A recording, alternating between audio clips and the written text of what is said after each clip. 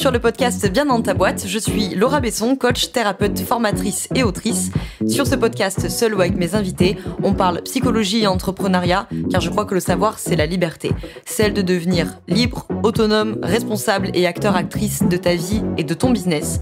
Ici, on explore les défis de la régulation émotionnelle, des relations et de l'identité professionnelle, tout en découvrant des solutions pratiques pour trouver ta place sur le marché et dans ta vie. Bonne écoute.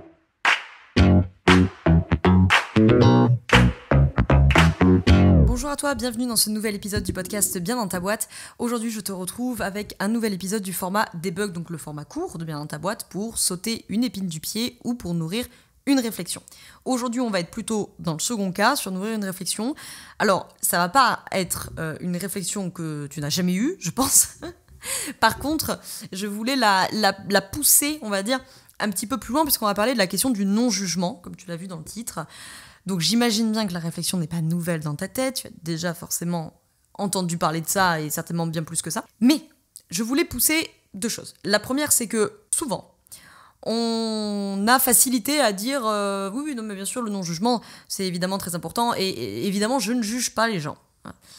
Alors, permets-moi d'en douter, pour une raison très simple, pour des raisons purement cognitives. C'est quelque chose qu'on voit dans la journée 1 de la formation Apprendre à être accompagnant ou accompagnante, dont la promo 8 démarre le 10 octobre prochain. Si tu es professionnel de l'accompagnement, coach, thérapeute, naturopathe, sophrologue, etc., et que tu veux faire passer tes accompagnements à un autre niveau, notamment en termes de posture, la formation qui est faite pour toi, mais on te met les liens dans la description pour aller voir cette formation et réserver, si tu souhaites, ton appel découverte gratuit. Ça n'engage à rien, mais ça permet de voir si la formation, elle est faite pour toi. Et comme les places sont très limitées, je sais, tu te dis, oui, mais c'est en octobre, t'es mignonne de me parler de ça maintenant, mais les places sont très limitées, des places ont déjà été prises. Et comme au milieu, il y a le mois d'août, j'anticipe un petit peu de sonner le rappel. Parenthèse fermée. Donc, comme je l'explique dans la journée 1, justement, de cette formation, à un moment donné, on parle de cette question du non-jugement, et que, évidemment, nos cerveaux sont faits pour juger au sens de « heureusement pour nous, nous ne décryptons pas le monde comme des nouveau-nés tous les matins, sinon ça serait bien entendu l'enfer ».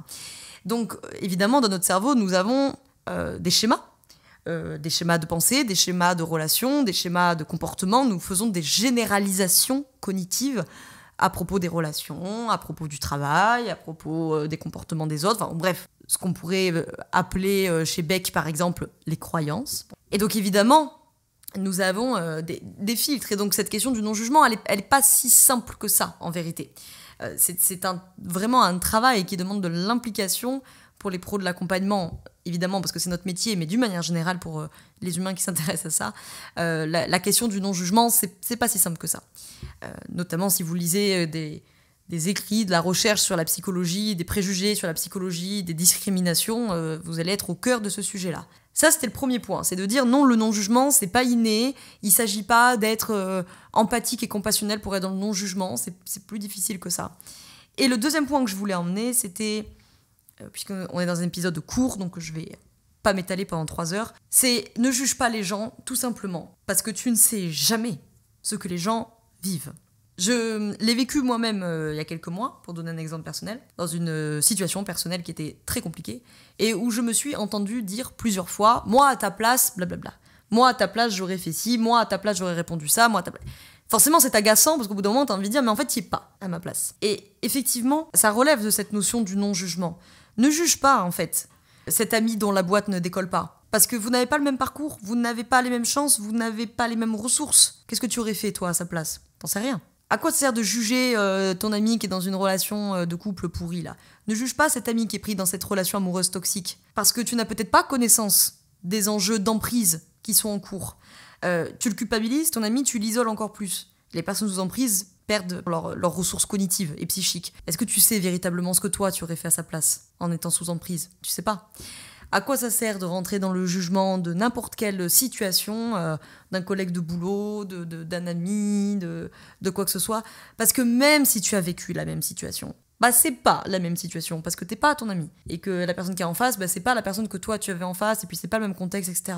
Et surtout, gardons en tête que On n'a jamais idée de ce que les gens ont vécu. Ça sert à rien d'aller expliquer aux gens, moi à ta place j'aurais fait ceci, fait cela, tu devrais, yaka faucon, etc. Tu sais pas. Même si c'est ton meilleur ami, tu sais peut-être pas toute sa vie, de ce qu'il a construit, des enjeux qu'il a vécu dans sa vie, des traumatismes peut-être qui l'ont construit ou construite. À quoi ça sert d'aller juger une nana qui a peur d'aller en ville en lui disant « Oh, ça va quand même, c'est bon, fais un effort ». Qu'est-ce que tu sais de son passé ? C'est de garder cette humilité pour être dans le non-jugement, que peu importe la personne que j'ai en face de moi, et le non-jugement, il devient intéressant quand j'ai quelqu'un en face de moi que je juge profondément, parce que je suis véritablement en désaccord avec lui. C'est là que l'empathie vraiment se joue, parce qu'être en empathie, en compassion, dans le non-jugement avec les gens qui nous ressemblent, c'est facile, et qui sont d'accord avec nous. C'est de toujours garder en tête, je ne sais pas ce qui a fait de toi qui tu es aujourd'hui. Et donc en ce sens, je ne porte pas de jugement sur qui tu es, sur comment tu penses et sur ce que tu fais. J'ai le droit d'être en désaccord, bien entendu. Je peux refuser la relation pour me protéger, bien entendu. Je peux arrêter la relation pour me protéger, bien entendu, ou parce que je n'en veux plus, bien entendu. Par contre,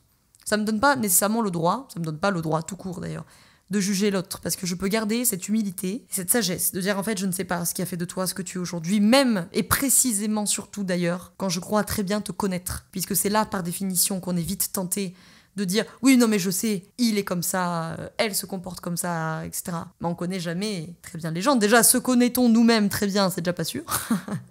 Alors, est-ce qu'on connaît très bien les gens ? C'est encore un autre sujet. C'était la petite alimentation de réflexion du jour. Et pour les pros de l'accompagnement qui m'écoutent et qui veulent travailler la compétence de non-jugement, on travaillera tout ça dans la formation Apprendre à être accompagnant ou accompagnante, puisque par définition, ça fait partie bien entendu des piliers de notre posture d'accompagnement. Et qu'encore une fois, c'est pas si simple que ça. Hormis le fait que nous, professionnels de l'accompagnement, nous avons parfois les clés pour décoder en partie, qu'est-ce qui a fait que tu es comme ça aujourd'hui.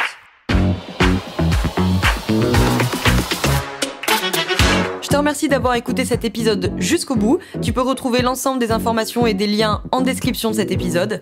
Si tu as des idées, des suggestions ou si tu as tout simplement aimé cet épisode et que tu veux me le dire, direction Apple Podcast pour laisser un commentaire et 5 étoiles. C'est ce qui permet au podcast d'aider plus de personnes et ça permet aussi de me soutenir.